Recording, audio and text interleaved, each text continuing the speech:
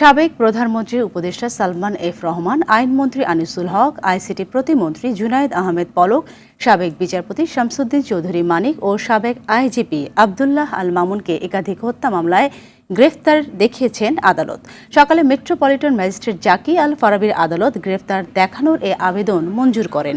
সকাল 8:10 তাদের আদালতের এজলাসে ওঠানো হয়। এ সময় সাবেক বিচারপতি মানিককে বাড্ডা থানার 3 মামলায়, আনিসুল হককে বাড্ডা ও আদাবর থানার পৃথক 2 মামলায়, পলককে বাড্ডার 2 মামলায়, সালমানকে খিলগাঁও এবং আবদুল্লাহ আল মামুনকে বাড্ডার 1 মামলায় গ্রেফতার দেখানোর আবেদন করে পুলিশ।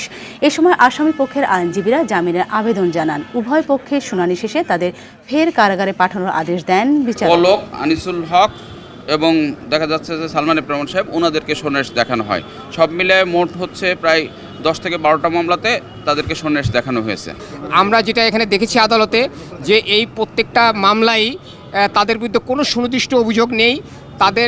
তারা ঘটনাস্থলে উপস্থিত ছিল, একথাও এই মামলার ইজহারে কোনোটাই বলা হয় নাই। এই অভিযোগগুলি কোনোভাবেই সঠিক না এবং কোনোভাবেই গ্রহণযোগ্যতা নাই।